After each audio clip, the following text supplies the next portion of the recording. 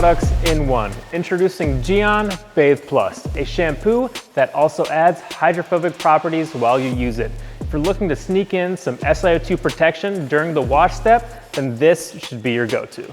The benefit icons on its label give you a great idea of what you can expect. One of these being a slick to the touch experience.